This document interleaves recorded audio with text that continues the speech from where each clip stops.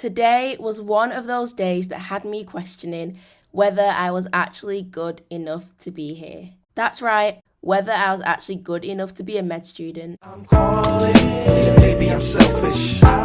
So in the morning, I felt like I hadn't really achieved much. Like I'd been sat there revising pretty much the whole day. But I don't know, I felt like nothing was going in, it wasn't very productive. And yeah, I just thought I was wasting my time. And then to make things worse, I decided to do maths in the afternoon. Like, it's what I'd scheduled, but it just didn't help the day I was having. Me and maths have never been able to see eye to eye. I don't know, when it comes to it, I just lose all confidence. And I'm sure you can tell from the look on my face, I am literally thinking, what the...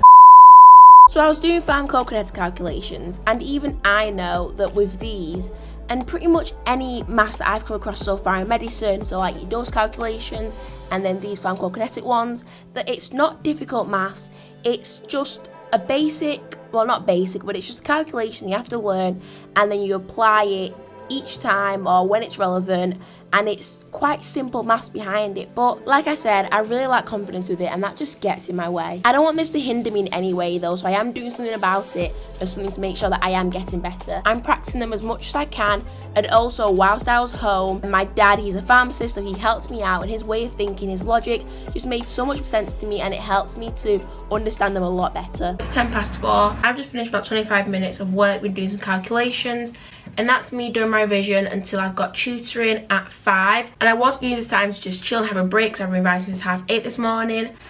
But I don't know, after doing these calculations I just feel like, I don't understand. So I'm going to probably just type up an email to our pharmacology lecturer and just ask for some help because I just don't understand.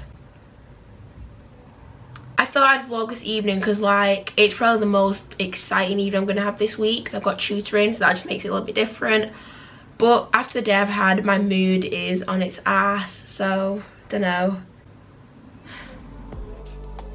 When in doubt, piece it out. I made the attempt to cheer myself up with a bag of crisp, and honestly I love crisp, but this just didn't do it.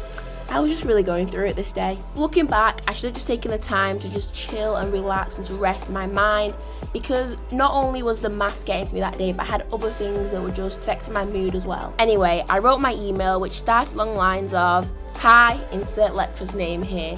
It's me again with another question." After writing the email, I just sulked for a bit. I was just sad about the entire day, but I was filming, so I had to hold the tears back. After sulking for about 2 minutes or so, I then put some Netflix on. I had The Crown on just as like some background noise as I made a start on the wall of shame.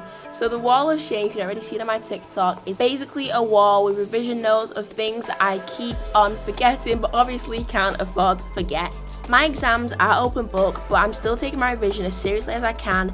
One, because I am going to need this information when I become a doctor and for the rest of my studies, but also because I'm not really counting on them being open book for me to get a good grade. Personally, I just think it's going to be better for me going into the exam knowing I've got the information in my head, and if I need to, I can just quickly refer to my notes rather than expecting to read through my notes for every single question. I'm not too sure if I've made my point quite clearly or like if I've made sense with what I've said. At 5, I had my tutoring session and it really did lift my mood a bit. So like I said, there were other things that were getting to me. So I'd spent the last couple of days in my room on my own, not even me to the gym. So it was nice to finally just talk to somebody else and to see somebody else. If you don't already know, I meal prep Monday to Friday. It helps me to eat healthy. I spend less money because I'm not buying like takeaways.